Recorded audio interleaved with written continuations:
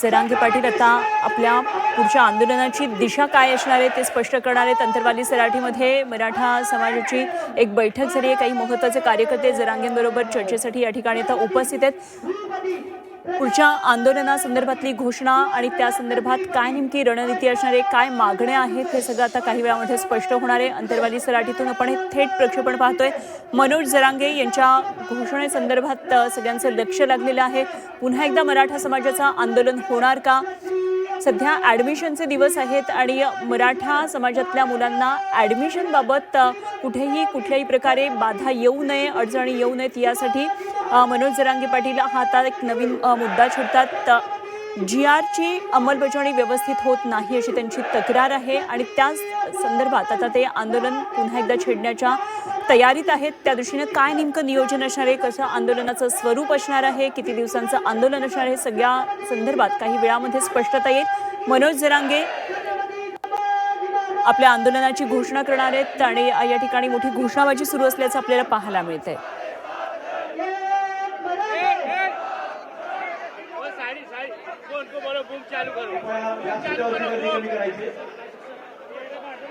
सर्व आपल्या सेवकांना विनंती आहे, दादा व्यतिरिक्त कोणी या ठिकाणी व्यासपीठावर थांबू नये।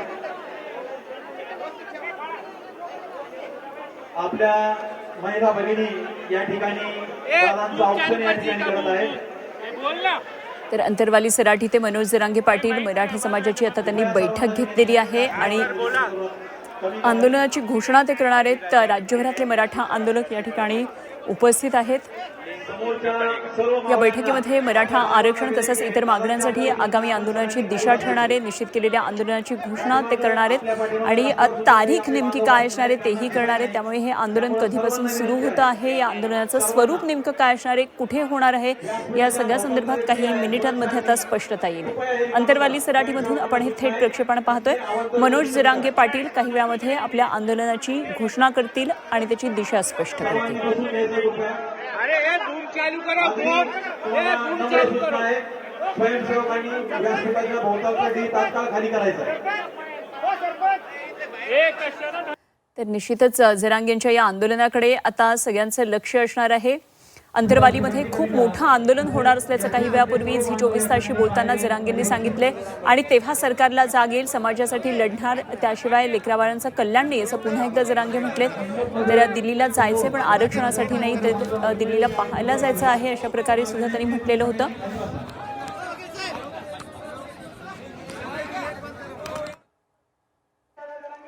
तर सध्या जरांगेंच्या या आंदोलनाकडे सर्वांचं लक्ष आहे। काही वेळामध्ये त्यांच्या आंदोलनाची घोषणा ते करणार आहेत आणि पुन्हा एकदा राज्यातले राजकारण मराठा आंदोलनानं तापणार का हे पाहणं महत्त्वाचं ठरणार आहे।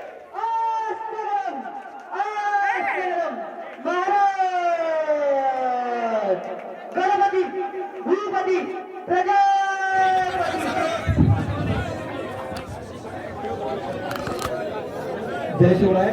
एक अत्यंत महत्त्वाची सूचना या ठिकाणी मनोज जरांगे यांच्या या आंदोलनाकडे सध्या सगळ्यांचं राज्यभरातून लक्ष आहे। मनोज जरांगे आपल्या आंदोलनाची सुरुवात करताना काय महत्त्वाचे मुद्दे मांडतायत हे आपल्याला आता पाहायचं आहे। काही वेळामध्ये जरांगे आपल्या भाषणाला सुरुवात करतील।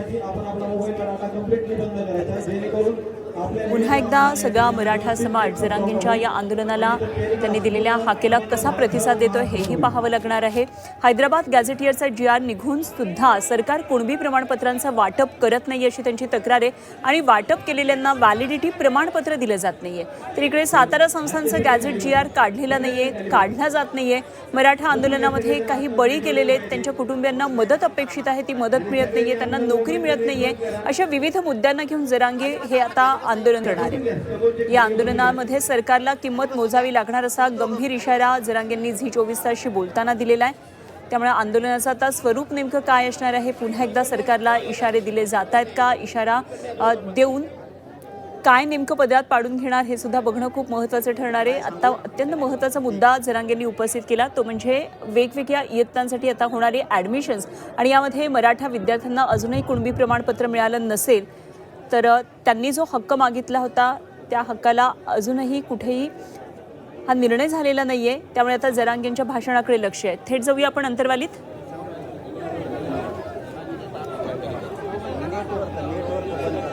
हॅलो, सगळ्यांना विनंती आहे, सगळ्यांनी मोबाईल बाहेर काढा आणि नेट बंद करा. फक्त नेट सुरू राहून तुम्हाला काही फायदा होणार नाही, पण यांना कव्हरेज भेटत नाही. करा सगळेजण, नेट बंद करा. आपले गावाकडे आपण एवढे सगळे आपले भरपूर बांधव गावाकडे, त्यांना बघायचे दादा काय ऐकतात, काय सांगतात. सगळ्यांनी खिशातले मोबाईल असे वर दाखवा, फ्लाईट मोड करा.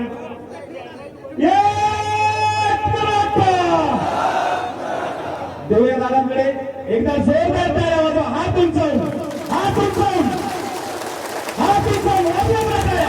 पाटील, पाटील. हे जोरात, ताकद लावा. जोरात. पाटील, पाटील. पाटील, पाटील, पाटील. बोला छत्रपती शिवाजी महाराज की. मनोज जरांगे पाटील तुम आगे बढ़ो. यानंतर आदरणीय दादा या पत्रकार परिषदेत आपल्या सगळ्यांना संबोधित करतो.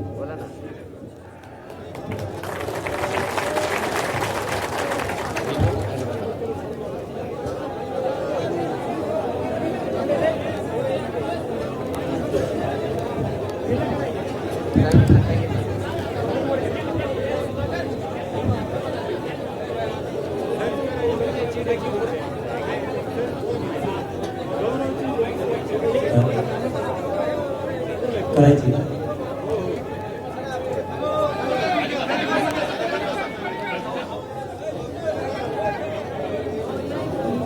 सगळ्यांना जय शिवराय.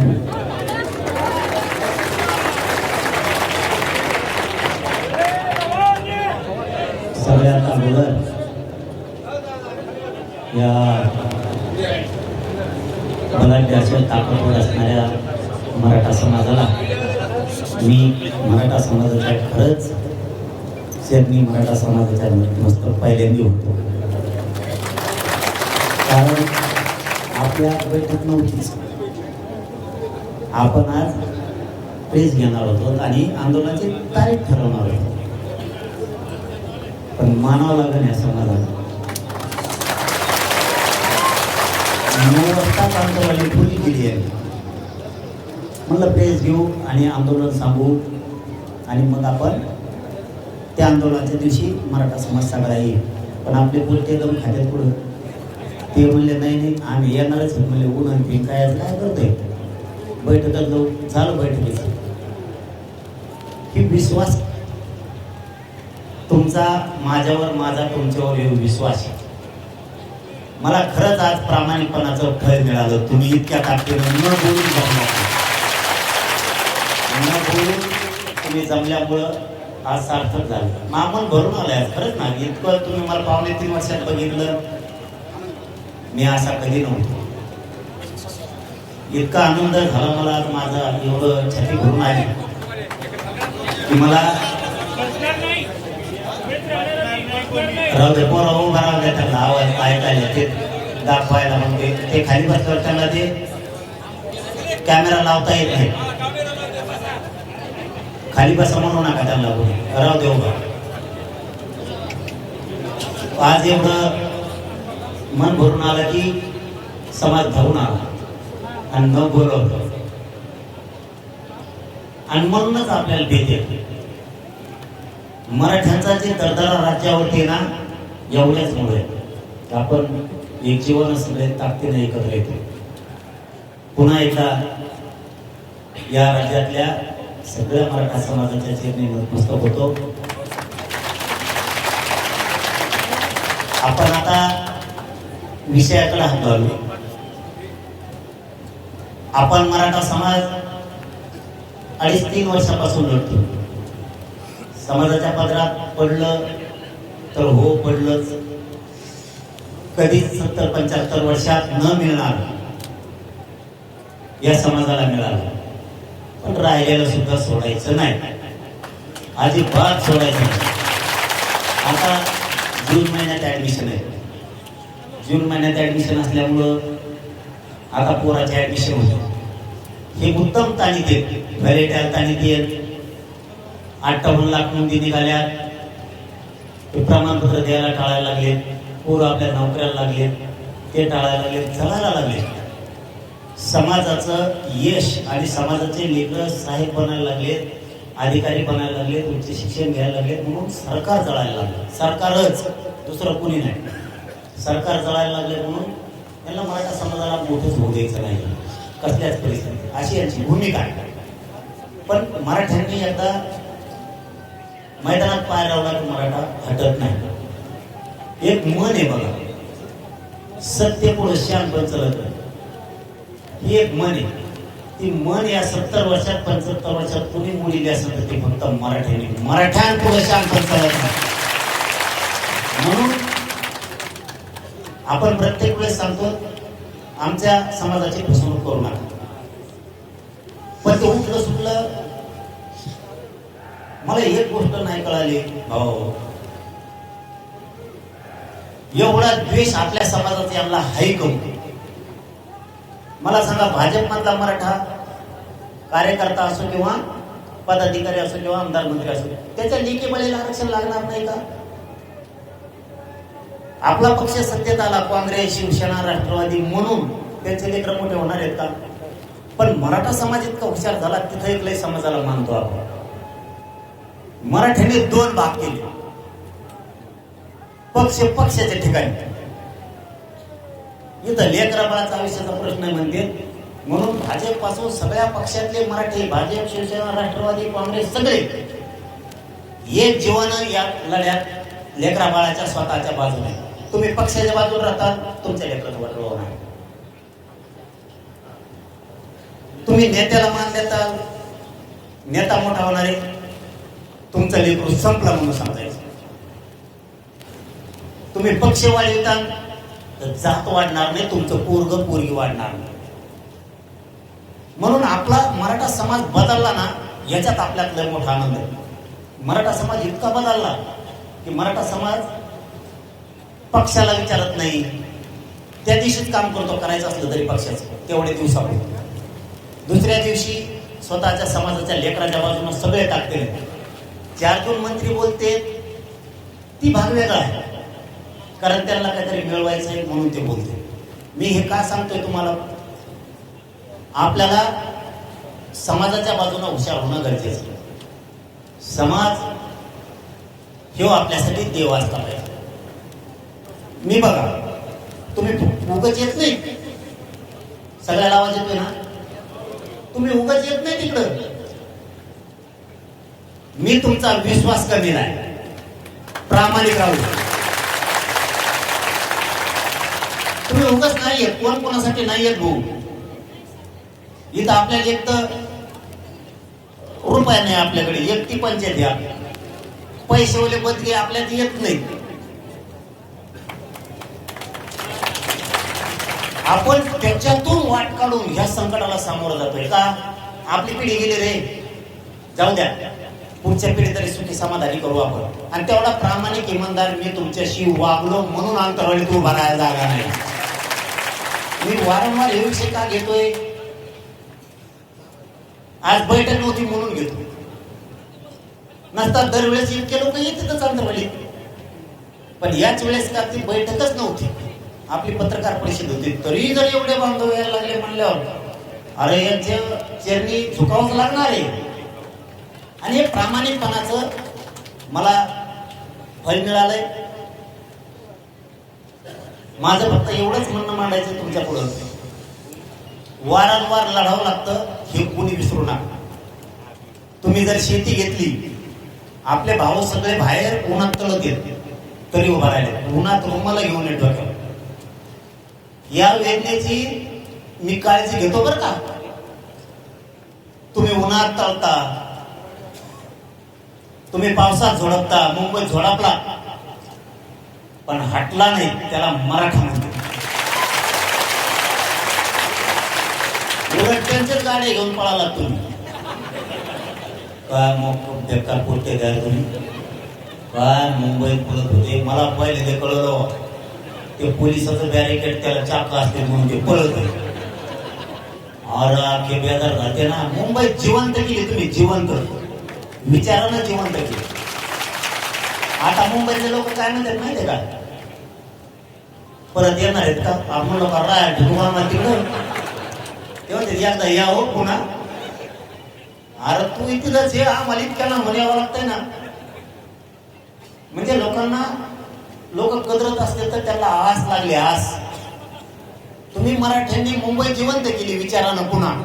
नसता त्यांचं 2-3च काम होते, ड्युटी आणि घर. झोपलाच लगेच, उठ लागे निघालाच ड्युटीला. हे आपण नवीन एक वातावरण तयार केलं, आपण एक नवीन शांततेची दिशा दिली.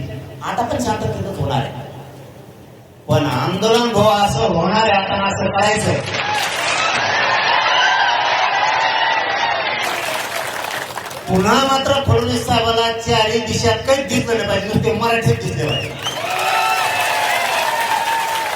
माझं फडणवीस साहेबांबद्दल वाईट मत नाही, पण माझ्या समाजाचं वाटलं होणार असलं तर मी तुम्हाला कोणालाच मोजिणार नाही. मला मित्र नको, मला मंत्र्याशी संबंध, मला माझ्या समाजाच्या लेकराच्या चेहऱ्यावर आनंद बघायचा, मला ते सुखी समाधानी बघायचं. त्यासाठी मी जीवाचं रान केलंय. मी इतकी शरीराची झीज केली की मी विचार नाही करत. मला जगायची इच्छा नाहीये, खाऊन जगायचं नाहीये. मला समाजाचे लेकर सुखी समाधानी करायचे. तो रिझल्ट दिलाय मी समाजाला, म्हणून समाज एका बाजूला तो रिझल्ट दिला नसता समाज उभा राहिला नसता. मी फडणवीस साहेबांना दोष नाही देत. माझं म्हणणं आहे की तुम्ही हैदराबादचा GR काढला, प्रमाणपत्र फडणवीस साहेब तुम्ही रोखले का? प्रमाणपत्र सणासण निघत होते, आताच बंद कस काय झालं? फडणवीस साहेब तुम्ही जरी मंत्री असलात तरी मराठ्यांनीच केलेले ते ध्यानात ठेवा. तुम्हाला वाटत नाही तुम्ही हुशार आहेत, पण गोर गरीब शेतकरी मराठा सुद्धा लय हुशार आहे, तुम्ही विसरू नका. तुम्ही आमचे प्रमाणपत्र तुम्ही रोखले, त्याचं कारण सांगतो मी. आज मी तुमच्या पुढे सगळं बोलणार आहे. तुम्हाला ऊन लागतंय, सगळ्या बाजूला उन्हात तळाचे पोरं याची सुद्धा जाणीव आहे, पण आपण तळल्याशिवाय आपल्या लेकराला सुखाची सावली नाही येणार. आपण जिंकू तेव्हा आपली पुढची पिढी मोठी होणार आहे. अधिकाऱ्यांना जर विचारलं ना, कुणबी प्रमाणपत्र हैदराबादच्या गॅझेटनुसार द्या, ते म्हणते सरकारनं सांगितलं आम्हाला देऊ नका. मग याला जबाबदार कोण? देवेंद्र फडणवीस साहेबच, दुसरा कोणी नाही. त्याचं कारण पण सांगतो लगेच. मी पहिल्यांदा सांगितलं त्यांचा काही विरोधक नाही, पण जे सत्य ते मी सांगणारच. त्याचं कारण असं आहे, एक 4-5 महिन्यापूर्वीचं भाषण बघा तुम्ही फडणवीस साहेबांचं. फडणवीस साहेबांनी 4-5 महिन्यापूर्वी अधिवेशनात भाषण केलं. मंत्र्याला किंमत नाही असं ते म्हणले. मुख्यमंत्री सर्व असतात. मग आमचे प्रमाणपत्र सुद्धा तुम्हीच रोखले. आता भूतकाळ नव्हते. भाग दुसरा, पहिला अगोदर क्लिअर करू की हैदराबादचं गॅझेटियरचा GR काढला, त्याची अंमलबजावणी पण सरकारनं केली. त्याचं कारण असं की सरकारनं एक जाहीर स्टेटमेंट केले, 308 कुणबी प्रमाणपत्र गॅझेटियर प्रमाणे निघाले. याचा अर्थ हैदराबादचा GR लागू झाला, अंमलबजावणी झाली. त्याचा अर्थ असा आहे. पण तिथून पुढचे प्रमाणपत्र का दिले नाही? तुम्ही जी स्थानिक चौकशीचा अहवाल तयार केला त्यानुसारच कुणबी प्रमाणपत्र आम्हाला पाहिजे, त्यानुसारच तुम्ही प्रमाणपत्र द्या. फडणवीस साहेब या गोरगरिबांच्या मनात जिंका, कवा माझ्या तुम्हीच करा. काय करायचं आम्हाला? राजकारणाचं सत्तेतच भेटायचं. मला नाही हवं त्याची, माझ्या समाजाला पण नाही, पण आमच्या लेकर नाही मरून देऊ शकत आम्ही. तुम्हीच नाही, तुमच्या 50 पिढ्या बी आल्या तरी मी मराठ्याला फडणवीस साहेब धक्का बी लागू देणार नाही. तुम्ही कितीही ताकद लावा, मराठ्यांचं वाटलं नाही होऊ देत. दुसरं काय सांगितलं त्यांनी मुंबईत आपल्याला? ह्यो झाला एक भाग. हैदराबादच्या GR प्रमाणे मराठवाड्यातले मराठे हे सगळे कुणबी आहेत. मराठवाड्यातल्या मराठ्यांना आता इथून पुढच्या काळात प्रमाणपत्र वाचून फडणवीस साहेबांनी रोखू नये. सगळ्यांना कुणबी प्रमाणपत्र देऊन सगळ्यांच्या व्हॅलिट्या द्यायच्या. आंदोलनाच्या तारखेच्या आत नसता आंदोलन भयानक होणार आहे. दुसरा भाग, 58 लाख कुणबी नोंदी सापडल्या, त्याचे सगळे प्रमाणपत्र द्या. ग्रामपंचायतला महाराष्ट्रातल्या ज्या 58 लाख नोंदी सापडल्या त्या ग्रामपंचायतला लावा.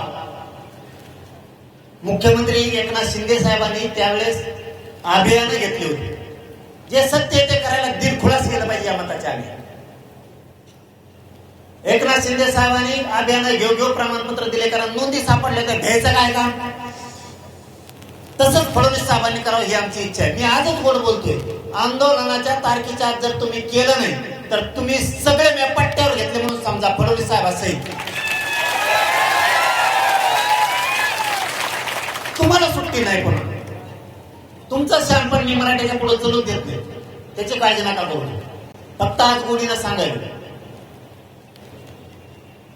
शिंदे साहेबांनी जसे अभियान घेतलेलं अभियान लावा ना. काय द्यायचंय? फडणवीस साहेबांनी छाती ठोकून सांगाय, चाल मी जी.आर. काढलाय मराठवाड्याचा, मी मराठ्यांना कुणबी प्रमाणपत्र मराठवाड्यातल्या सगळ्या देणार.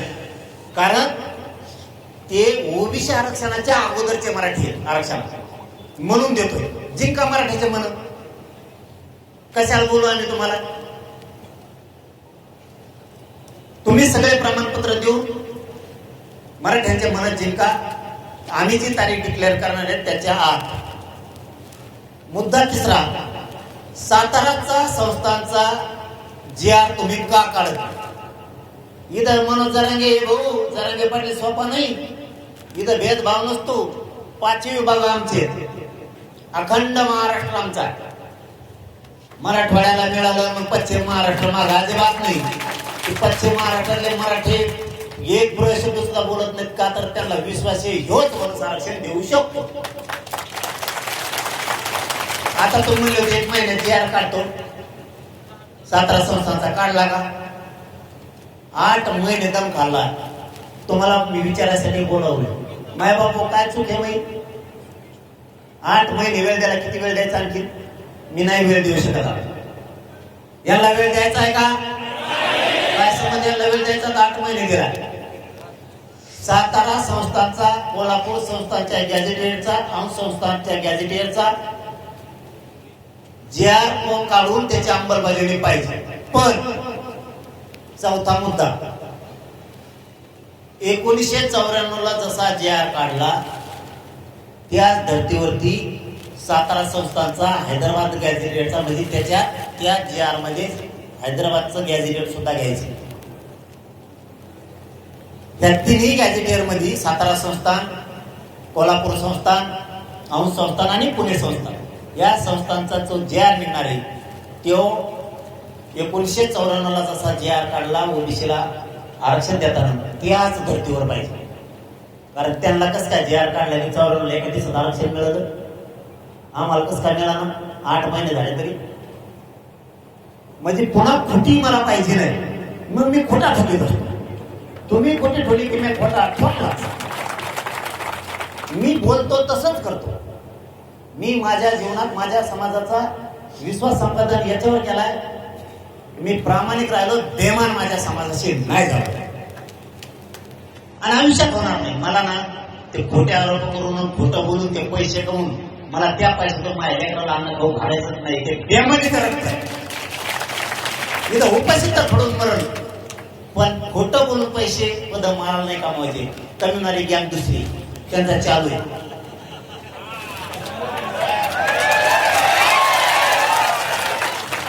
मी शांताराम म्हणतो यांच्यात लय खतखली. मी शांताराम म्हणतो एका दिवसात भोगा करते. एका दिवसात हे मराठीच्या पोरं एवढं बेकार खनखन मायापासून डोकं खराब करून टाकलं येते. म्हणून आमका यावा बोलला, तमका तेव्हा बोलला, बोलून दे म्हणलं. त्याला नुसतं बोलायचंय. मला समाजशी सोडायचं 6 करोड लोकांची. मला रोज काम आहे. याला नुसतं बोलायचं काम. हे म्हणतात नाही बघतो, म्हणलं नको बघतो, पाय पडतो, गप बस. हे जी आग आहे ना, ही लय मोठा जाळ आहे मराठ्याला खेटल्यावर. एका दिवसात मोठा करते. मी लोक येतोय त्यांना वाटलं भेटकीच करून बोलत नाही. आणि तुला मोज येत नाही तरी आम्ही म्हणून बोलत नाही. छक्केन पंजेन कसले दिसते वेगळेच वेगळे दिसते छक्केन पंजेन कसले काय दिसते. आता बाया मी काय करू काय करू काय करू म्हणजे तो आमचं वाकडं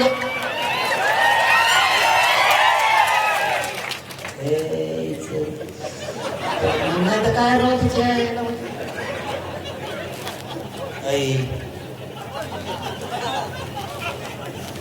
अरे मग काय अरे मी शेतकऱ्याचं पोरग मग राग येतो राव तुम्ही खोटं बोलता.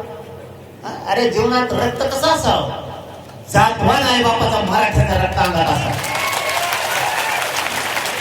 तसं नालायक रक्त खोटं बोलून आरोप करायचे आणि पैसे कमवायचे त्याचा गू खायचा आणि लेकराला खाऊ घालायचा. काय जिंदगीला अर्थ आहे तुमच्या मरा त्याच्यापेक्षा मरा काय जगातच असतात. तुम्हाला वाटतं तुम्ही दादा येतात मी या बोलतो तेव्हा बोलतो. अरे तुला पण माहिती मी काय चीज मी बी लय मोठ्या तालमीतला पठ्ठ्या येऊ हे तुला पण माहिती. फक्त या पठ्ठ्याच्या खांद्यावर मराठीने माझ्या गरिबांनी जबाबदारी टाकली म्हणून ऐकून घेतली. कारण मी जर एक वाकडं पाऊल टाकलं तर माझ्या समाजाच्या लेकरा बाळाचं आयुष्य उद्ध्वस्त होईल. या समाजाला प्रश्न सोडायला वेदना सोडायला माणूस नाहीये. माझ्या खांद्यावर जबाबदारी टाकली म्हणून मी गप आहे. मला ते लेकर दिसतात काही करताय ते नको तू गप बस माझ्या मनालाच बोलतो मी तू गप मार घाल गप बस गप बस गप बस गप बस काय करतो मग तू येडवणी करशील तर त्या आईला उगाच हे समाजाच्या लेकराला कल्याण होतंय तो यामुळं मला रोज काम आहे. इकडे केस झाली हॅलो केस झाली मी लगेच म्हणतो हा लगेच थांब ना थोडं की एकदम खात नाही आपला फोन लावा ना मग पाठवून अरे लावूच तर सुद्धा दम खात नाही बाबा. मी लगेच फोन लावतो आहे त्याच्यावर कोण खोटी केस केली त्याला मान कम फोडीला त्या पोराला कम नाही घेतलं आता टंक लेखनवले आता लघु लेखवले पोटते ते सरकार सगळं बैठक लावली त्यांना ते मृत घोषित केलं म्हणलं करू नका. मृत घोषित त्यांना सांगितलंय मला रोज काम आहे त्या लेकरा बाळांचं कल्याण करायचं. इडब्ल्यूचे पोरं मुंबईत बसवले बावनकुळे साहेबाला सांगून ती बैठक घ्यायला तो मार्गी काढायला लावला. मला वाटतं काढला त्यांनी ते काम केलं म्हणलं केलंच म्हणलं पाहिजे या मताच्या आम्ही. उदय सामंत साहेब सांगितलं तुम्ही तिचे काढा मला बलिदान केलेलं कुटुंब एमआयडीसीत लावायचे तुम्ही एसटीत लावले ती एसटी गरम डोंगा खाली गरम हवा येते म्हणजे आमचे लेकरं गेलेत आमच्या समाजासाठी त्यांचे कुटुंब उघडं पडले तर त्याला त्यांनी एसटी गिअर लागून टाकायला इकडून गिअर सुद्धा हातात येत नाही एसटी आणि त्याला एसटीत टाकले ते शिकलंय मरणाचं आणि त्याला एसटी ड्रायव्हर शिक्षणाप्रमाणे द्या माझ्या लेकराचं कल्याण होऊ द्या ना.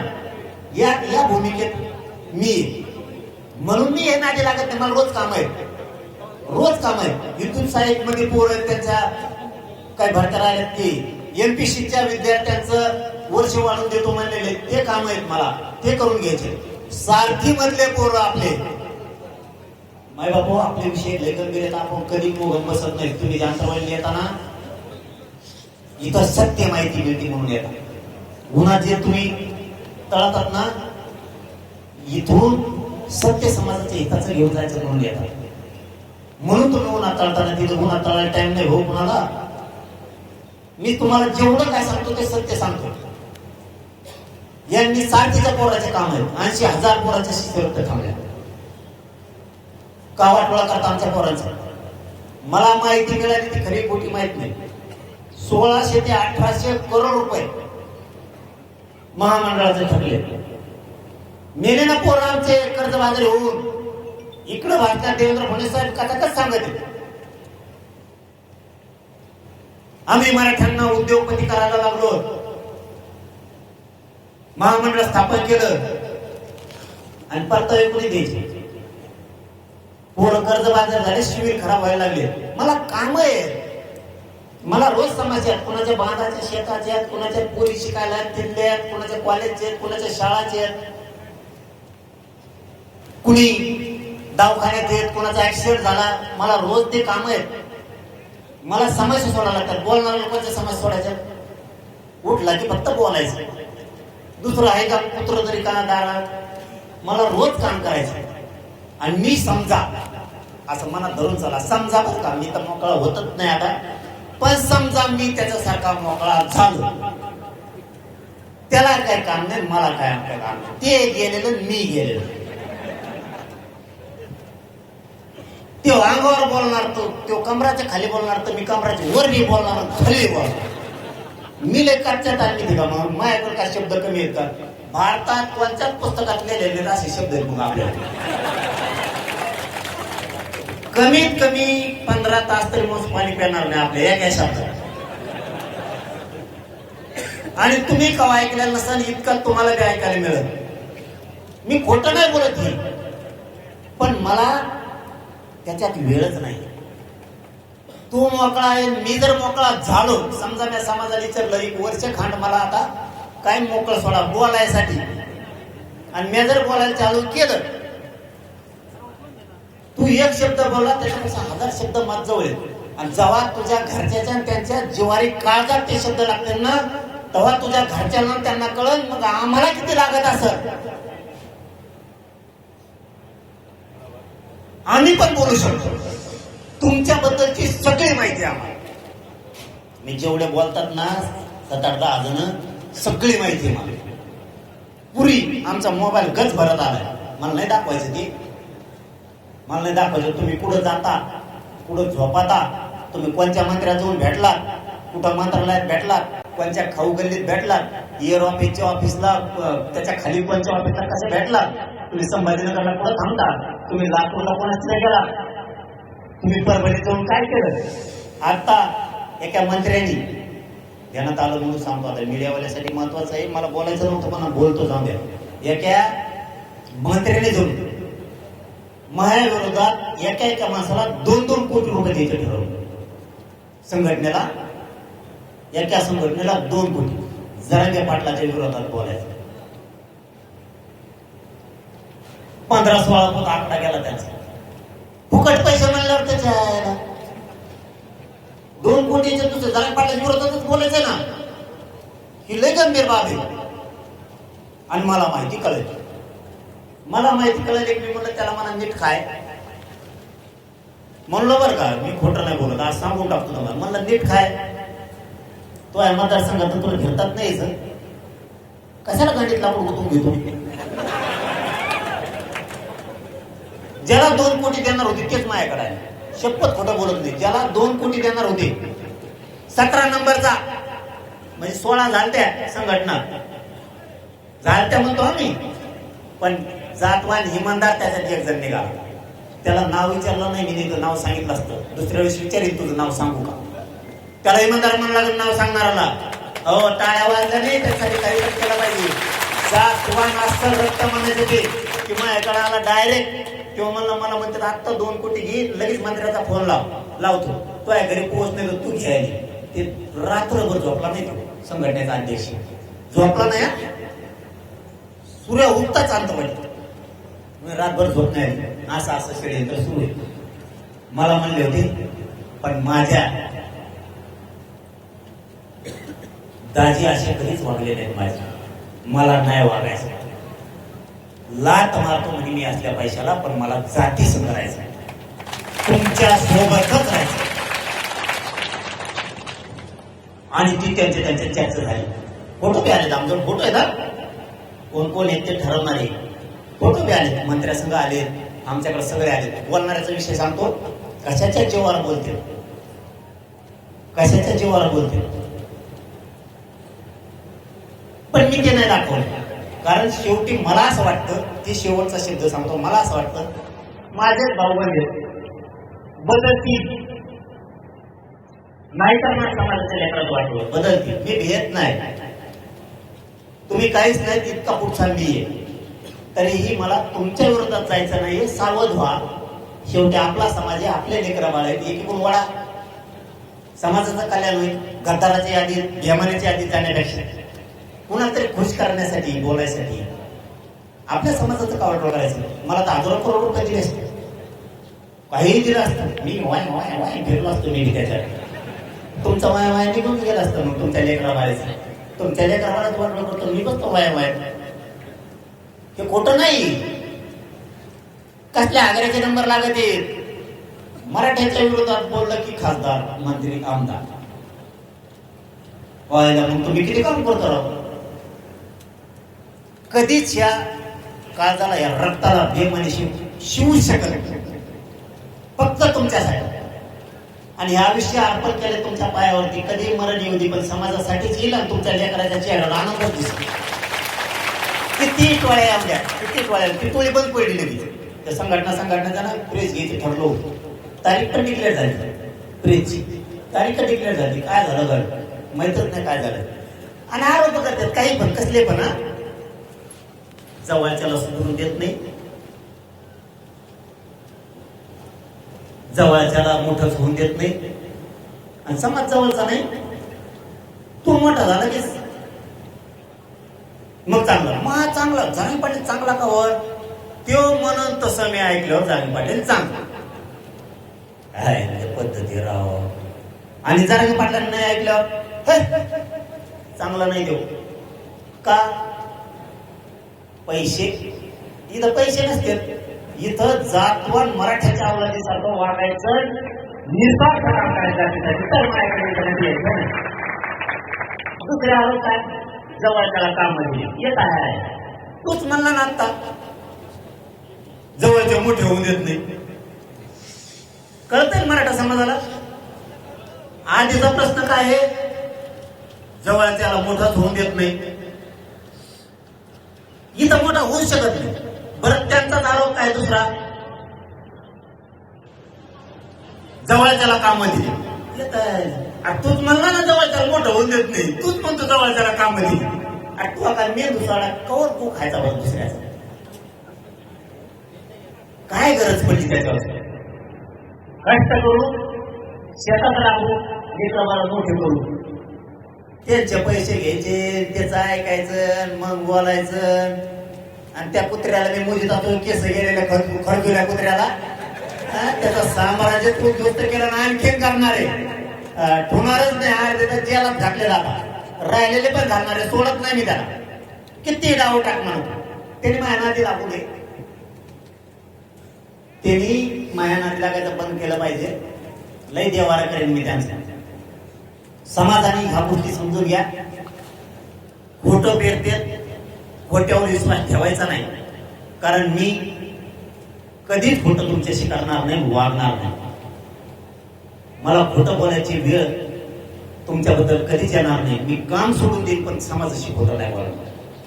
नाही करणारे, समाजासाठी न करणारे त्यांचं खरं, आणि आपण करतो ते खोटं.